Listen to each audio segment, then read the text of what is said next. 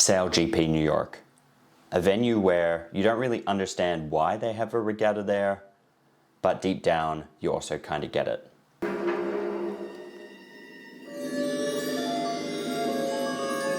It's nearly as if someone could open a window on the Empire State Building and that'll make an F-50 fall off its foils.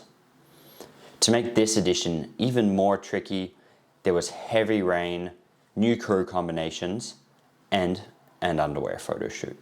The big news which was underlying the start of this event was Team Australia bringing on two new co-owners in the form of Hugh Jackman and Ryan Reynolds, and also partnering up with the underwear manufacturer Bonds.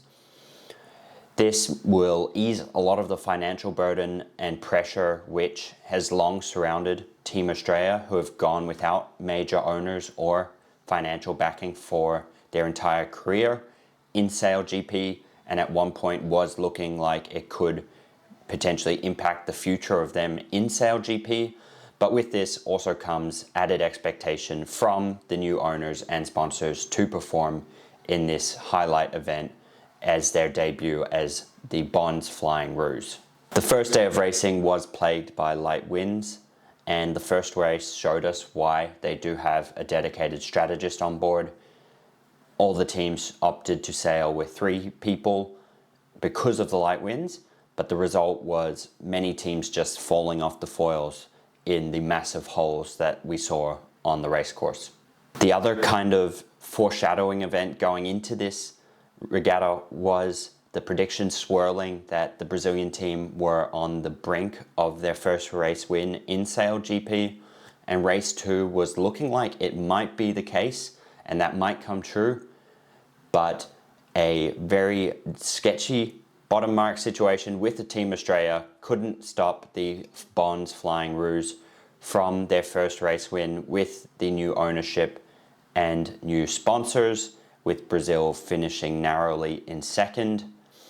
But the Spanish team were showing a lot of form here. They went from last to 4th in this race, and it really looked like this regatta is going to be a battle of the mid-pack overall, because many of the high flyers or top of the pack were being very inconsistent in these tricky conditions. With the conditions deteriorating for race 3, Peter Burling showed why he is one of the greatest sailors of all time, leading the Team New Zealand Black Foils from a result in race 2 where they didn't even finish the race and actually missed the time cut, to race 3 where a lot of their competition struggled to even get on the foils, and the result was Team New Zealand lapping some of the competition and rounding out the day with a decisive victory.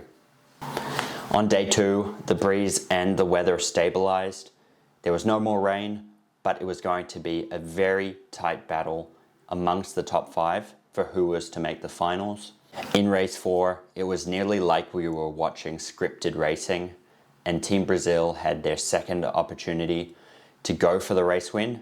This time, they didn't let anything get in their way, finishing in their first race victory for their SailGP career, and also putting them in contention for the finals with 2 more races left to go. With 5 boats in contention for the finals, the last 2 races were going to be absolutely critical. And this is where we really saw the Spanish team falter for the first time this regatta. They dropped from 4th in the early parts of the race to 11th. And at some stage it was looking like they might not actually make the finals at all. But ultimately, who goes into the finals was going to be decided by a single gate rounding in the last race, where Team Brazil decided to split and take the opposite gate to the Spanish and the French teams. France, Brazil, Spain, look at them, absolutely tied together on a piece of string, and there's a lot of wind shifts out here, so there's plenty to change. There's the battle. Brazil turn left, France turn right, Spain are going to follow France by the look of it, so Spain need a lucky wind shift. Which caused them to lose their finals berth and led to us seeing Team New Zealand, Team France, and Team Spain in the finals for SailGP New York. The finals here were shaping up to be a bit of a rematch for France and Spain, with France looking to get their first win since 2022 and get revenge on Team Spain after losing to them in the finals in the last stop in San Francisco. And we also had Team New Zealand looking to go back-to-back in the New York event of the SailGP.